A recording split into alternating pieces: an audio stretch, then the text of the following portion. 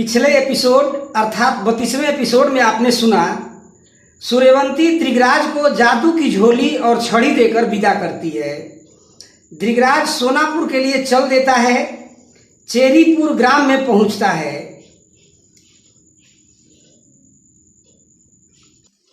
वहां चमकेलिया मिलती है। उससे पीछा छुड़ाकर दृगराज आगे चल देता है। फिर चांदोपुर मुकाम में पहुंचता है। वहां दैत्य से राजा के पुत्र की रक्षा करता है। मदनपुर में पहुंचता है। वहां मणि मोती मिलती है। मणि मोती से पीछा छुड़ाकर आगे चल देता है। बीमलपुर पहुंचता है। बिमला रानी के महल में जाता है। वहां बिमला रानी दृगराज को अपने जादू से मैना बना देती है और पिंजरे में बंद कर देती है। अब अगले एपिसोड अर्थात 33वें एपिसोड की कहानी विस्तार से सुनिए। बीमलपुर की बिमला रानी दृगराज को मैना बनाकर पिंजरे में बंद कर देती है। तब पिंजरे में बंद दृगराज सोचता है कि रानी तो कपट करके हमसे भेद ले ली, मेरे साथ छल कर दी। अब कौन सा उपाय करूं? अब इधर सूर्यवंती का हाल सुनिए। सूर्यवंती सोचती है कि ढेर दिन हुआ स्वामी सोनापुर के लिए गए, अभी तक लौट कर नहीं आए। कहीं जाकर किसी तिरिया के फंदे में तो नहीं फंस गए। किस कारण से इतना देर हो रहा है, बात को समझ नहीं पा रही हूं। ऐसा सोचकर सूर्यवंती शगुन करती है तो समझ जाती है कि स्वामी पर संकट दिख रहा है। सोचती है कि स्वामी के पास जादू की झोली है, कैसे स्वामी पर संकट आ सकता है। सोच में सूर्यवंती पड़ जाती है। तब आगे चंद्रवंती का हाल सुनिए। जब दृगराज को सोनापुर के लिए भेजती है, उसी समय शगुन का दिया जलाकर महल में रख देती है। तब तक चंद्रवंती देख लेती है कि शगुन का दिया बुझ गया है। चंद्रवंती जान जाती है कि स्वामी पर कोई संकट आ गया है। झटपट तैयार होती है, जादू के घोड़े पर बैठती है और तुरंत देवपुर नगर में सूर्यवंती के पास पहुंचती है। वहां सूर्यवंती को साथ लेकर चंद्रवंती स्वामी की खोज में चल देती है। बीमलपुर शहर में पहुंचती है। सिवान में घोड़ा छोड़ देती है। पैदल शहर में जाने लगती है। बहुत सारे लोग मिलते हैं, परंतु कोई भी दृगराज के बारे में कुछ नहीं बताता है। तब तक दोनों राजभवन के पास पहुंचती है। तब तक आवाज आती है, पकड़ो पकड़ो, भागने न पाए। तब दोनों वहां जादू का करामात दिखाने लगती है और फिर महल में प्रवेश करती है। राजमहल भी जादू से भरा है। तब तक महल के लोग बिमला रानी को खबर देते हैं कि महल में 2 जादूगरनी घुस आई है। तब तक सूर्यवंती और चंद्रवंती दोनों बिमला रानी के पास पहुंचती है और कहती है कि कुशल चाहो तो हमारे स्वामी को छोड़ दो। दुनिया में और कोई पुरुष तुमको नहीं मिला कि हमारे पिया को फंसा कर रख ली हो, कपट करके मेरे पिया के साथ धोखा की हो। धिक्कार है तुम पर। झोरी और लकड़ी को देकर हमारे स्वामी को छोड़ दो, इसी में तुम्हारा कुशल है। तब बिमला रानी कुछ भी जवाब नहीं देती है। तब सूर्यवंती क्रोधित हो जाती है। तब दोनों सवत सलाह करती हैं कि बीमलपुर को फूंक दे हम लोग। इतने में दोनों सौतें बीमलपुर को फूंक देती है। बीमलपुर शहर जलने लगता है। शहर में हाहाकार मच जाता है। लोग इधर उधर भागने लगते हैं। शहर का हाल देखकर बिमला रानी पानी का बांध चलाती है। मूसलाधार बारिश होने लगती है। दोनों ओर से जादू की लड़ाई शुरू हो जाती है। कोई किसी से हार नहीं मानता है। तब दोनों सौतें आपस में बात करती है कि बिमला भी जादू में भरपूर है, इस तरह से हम लोग पार नहीं पाएंगे। जिस प्रकार उसने मेरे स्वामी के साथ छल किया, उसी प्रकार हम लोगों को भी कुछ अन्य उपाय करना होगा। दोनों ओर से विकट लड़ाई हो रही है। बीमलपुर शहर का सत्यानाश हो रहा है। तब तक इधर एक बनमानुष भवन में घुस जाता है और राजभवन के घरों में घुसकर कुछ खोजने लगता है। महल की नौकरानी चिल्लाती है। तब बनमानुष नौकरानी को पकड़कर एक खंबे में बांध देता है और बिमला रानी के घर में घुस जाता है। तो पलंग के बगल में एक पिंजरे में बंधे मैना को देखता है। उसको उतार लेता है। फिर अलमारी में देखता है तो जादू की झोरी और लकड़ी मिल जाती है। तब वनमानुष पिंजरा, झोली और लकड़ी को लेकर राजभवन से निकलकर भाग जाता है। उधर चंद्रवंती विमला रानी से लड़ाई कर रही है। विमला रानी लड़ाई करते करते परेशान हो जाती है, तो सोचती है कि अब जाकर कुंवर को मार दूंगी और काट कर महल के भीतर ही कुंवर को गाड़ दूंगी, झोरी लकड़ी जला दूंगी। अब मेरा जान तो जाने वाला नहीं, अब मेरा जान तो बचने वाला नहीं है, आखिरी में मेरा जान जाएगा, इससे पहले मैं कुंवर को खत्म कर दूंगी, तब पीछे से अपना जान ले लूंगी। कुंवर के साथ मेरा लाश जलेगा, फिर कुंवर के साथ सुरधाम जाऊंगी। ऐसा सोचकर विमला रानी वहां से भागती है, दौड़कर अपने महल में भाग जाती है। महल में पहुंचती है तो देखती है कि नौकरानी खंभे से बंधी है। लौड़ी को खोलती है और पूछती है कि ये सब कैसे हुआ। तब नौकरानी कहती है कि महल में एक वनमानुष घुस आया था, बहुत विचित्र था, घर में घुस कर कुछ खोज रहा था। तब विमला रानी दौड़ते दौड़ते अपने घर में जाती है तो देखती है कि महल का शीशा टूटा है, अलमारी टूटा है, पिंजरा नहीं है, सारा घर तहस नहस पड़ा हुआ है, झोरी लकड़ी भी नहीं है। यह देखकर विमला अपने छाती पर मुक्का पीटने लगती है और बेहोश होकर धरती पर गिर जाती है। इधर तब सूर्यवंती चंद्रवंती के पास पहुंचती है। सूर्यवंती को देखकर चंद्रवंती मन में प्रसन्न होती है और सूर्यवंती से पूछने लगती है कि यहाँ से जाकर क्या किया। तब सूर्यवंती कहती है कि यहाँ से जाकर जादू का वनमानुष का पोशाक पहन लिया, विमला के महल में जा पहुंची। मुझे देखकर महल के लोग भागने लगे, नौकरानी को खंभे से बांध दी और बड़े आराम से खोजकर पिंजरा, झोरी, लकड़ी लेकर महल से विमला रानी महल से निकल भागी। फिर नीला लकड़ी मैना को छुआ दिया, दृगराज अपने रूप में वापस आ गया। फिर सूर्यवंती और चंद्रवंती दोनों अपने स्वामी के साथ हुए छल का बदला लेने के लिए किला के गढ़ में पहुंचती है, गढ़ में आग लगा देती है। तब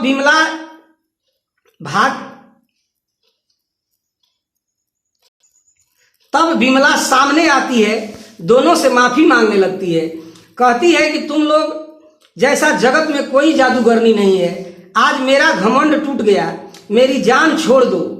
तब दोनों सौतीन विमला रानी का जान छोड़ देती है और कुंवर को साथ लेकर बीमलपुर से चल देती है। बीमलपुर के सिवान में पहुंचती है और एक बार फिर दृगराज से कहती है कि घर लौट चलो, अभी भी सोनापुर के राह में बहुत खतरा है। तब कुंवर कहता है कि अभी भी मेरा 2 सवाल बाकी है, उस सवाल को भी तुम लोग बता दो, जब तक तुम लोग नहीं बताओगी तब तक मैं लौट कर घर नहीं जाऊंगा। तब दोनों सौतीन कहती है कि नहीं मानेंगे तो जाइए, परंतु हे स्वामी, यह योगी का पोशाक पहन लीजिए और योगी के भेष में सोनापुर जाइए, अब जादू की झोली की जरूरत नहीं है। और दृगराज को विदा कर दोनों सौतीन अपने महल में लौट आती है। आगे दृगराज जोगी का भेष बनाकर सोनापुर की राह पकड़ लेता है। दौड़ते घूमते झूमते गाते दृगराज आगे बढ़ता जा रहा है। 10, 20, 50 कोस चलता है, तब डूंगरपुर गांव में पहुंचता है। डूंगरपुर में ऊंची ऊंची अटारी बनी हुई है, चारों ओर से फुलवारी लगा है। शहर की सुंदरता देखकर योगी मोहित हो जाता है, सोचता है कि ऐसा नगर तो मैंने आज तक नहीं देखा। शहर में घूमते घूमते गांव के पूर्व में पहुंचता है। काली स्थान पर वहीं पर आसन लगाकर बैठ जाता है और सोचता है कि यहाँ थोड़ा आराम कर लें, तब मैं आगे की राह चलूंगा। वहां की रानी देवमुनि है, जैसा नाम वैसा सूरत। देवी की बहुत बड़ी भक्तिन थी। आधी रात को पूजा करने के लिए काली स्थान पहुंचती है तो देखती है कि एक योगी देवी स्थान पर धुइयां रमा कर बैठा है। योगी की सुंदरता को देखकर चकित रह जाती है, मन में मूर्छा जाती है, तन मन की सुध खो देती है, जियरा व्याकुल हो जाता है। बहुत कठिनाई से धीरज रखकर देवी की मंदिर में जाती है और पूजा करने लगती है। तब तक दृगराज रानी को देखता है तो सोचता है कि यह कोई डाइन है कि ओझैत है जो आधी रात को देवी का अखाड़ा जगा रही है, कि देवलोक की परी है। यह बात समझ में नहीं आ रहा है कि वन देवी है, इतनी सुंदर है कि सूरत अग्नि की ज्योति के समान चमक रहा है, ऐसा अपने मन में सोच रहा है। तब रानी पूजा करके उठती है और मन में सोचने लगती है कि मैं इस योगी से विवाह करूंगी। तब योगी के पास जाती है और पूछती है कि कहाँ आपका स्थान है, कहाँ से आए हैं, कहाँ जाना है और यहाँ क्यों रुक गए हैं। तब योगी कहता है कि पश्चिम में मेरा घर है, रात गंवाने के लिए मैं यहाँ रुक गया हूँ, अपने बारे में बताओ। तब रानी कहती है कि मैं डूंगरपुर की रानी हूँ, देवमुनि मेरा नाम है, मैं यक्षिणी जाति की हूँ। जब रात में सब निशब्द हो जाता है तब मैं यहाँ रोज आधी रात को पूजा करने आती हूँ कि कोई इस बात को जान न पाए। देवी जब प्रसन्न होगी तो मुझे आशीर्वाद देंगी तो मेरा विवाह एक सुंदर पुरुष से हो जाएगा। आज देवी का आशीर्वाद मिला और मुझे आप मिल गए। हे जोगी, आप हमसे शादी करो और यहाँ का राज सुख भोगो, डूंगरपुर के राजा बन जाओ, हम रानी बनेंगी। जोगी का भेष त्याग दो। तब धृतराज कहता है कि मेरा 2 सवाल है, जवाब दे दो तब मैं तुमसे शादी करूंगा, यही मेरा प्रण है। दोनों सवाल बताता है। तब रानी कहती है कि मैं इस सवालों का जवाब नहीं जानती, परंतु सवालों के बखेड़ा में मत पड़ो, मेरे साथ विवाह करो। इसी प्रकार की नोक झोंक दोनों में रात भर होती है। इतने में भोर हो जाता है। रानी निराश होकर अपने महल में लौट जाती है और धृतराज जोगी के रूप में सोनापुर की राह पकड़ लेता है। 10, 20, 50 कोस चलता है और सोनापुर के सिवान में पहुंचता है। कहीं कोई घर द्वार नहीं दिखाई देता है। एक ऊंचा डीह दिखाई देता है। डीह के ऊपर जंगल लगा है, बहुत बड़े बड़े वृक्ष हैं, बहुत घनघोर जंगल है, दिन में भी अंधेरा रहता है। उधर से जंगल है, नीचे एक शहर बसा है। जंगल के पास पहुंचता है तो कुछ लोग मिलते हैं। धृतराज सोनापुर की राह पूछता है, लोग बताते हैं। राह पकड़कर डीह के पास पहुंचता है। रास्ता खत्म हो जाता है, आगे न कोई मकान दिखता है और न ही कोई राह। धृतराज फेर में पड़ जाता है। डीह के किनारे किनारे चलता है, तब तक एक औरत मिलती है। पूछता है कि मुझे सोनापुर जाना है, मुझे राह नहीं दिख रहा है, मुझे बता दो। तब औरत बताती है, जहाँ रास्ता खत्म हो रहा है वहीं एक तार का खंभा है, उसी में एक मूठ लटक रहा है, उसी को खींचो तो एक दरवाजा खुलेगा और तब सोनापुर का राह मिलेगा। कुछ दूर पर एक शहर दिखाई देगा।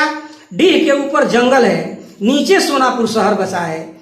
तब धृतराज वैसा ही करता है। सोनापुर के लोग यह सब जानते थे। लोग वैसे ही आते जाते थे, परंतु बाहर के लोगों को यह भेद पता नहीं था।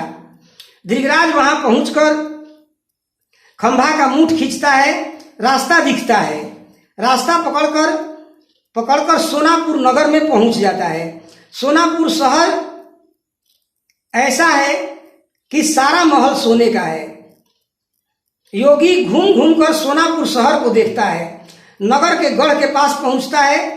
तब तक गढ़ की डेवढ़ी पर बैठी रानी सोमवंती जोगी को देखती है तो रूप को देखकर मोहित हो जाती है। मन में सोचती है कि अभी योगी का उम्र बिल्कुल बालक का है, अभी से यह योगी क्यों बन गया है।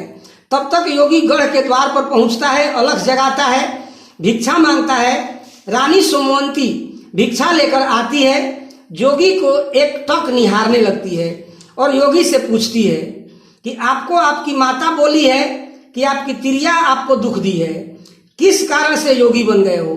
तब धृतराज सोमवंती से कहता है कि नहीं, मुझको न माता बोली है न ही मेरा विवाह हुआ है। गुरु जी के यहाँ पढ़ रहा था, गुरु के कार्य के लिए जोगी बना हूँ। गुरु दक्षिणा चुकाना है, देश विदेश से भिक्षा मांगकर गुरु दक्षिणा चुकाऊंगा। तब सोमवंती कहती है कि किस लिए देश विदेश में भिक्षा मांगोगे, हमसे विवाह कर लो, मोहर असरफी ले जाओ और गुरु दक्षिणा चुका दो। मैं तुम्हारी रानी बन जाऊंगी, तुम सोनापुर के राजा बन जाओ और सुख राज करेंगे। तब धृतराज सोमवंती से कहता है कि मेरा 2 सवाल है, एक रक्त का पेड़ और दूसरा नागबेली का फूल। इस सवाल का जवाब दोगी तभी हम तुमसे शादी करेंगे, अन्यथा मैं शादी नहीं कर सकता, यही मेरा प्रण है। तब प्रेम से सामवंती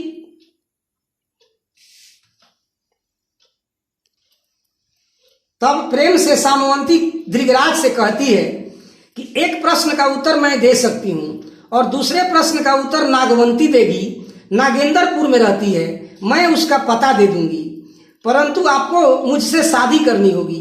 तो धृतराज कहता है ठीक है, एक ही बताओ। तब सामवंती कहती है कि रक्त का पेड़ आप ही हैं, आपका शरीर है।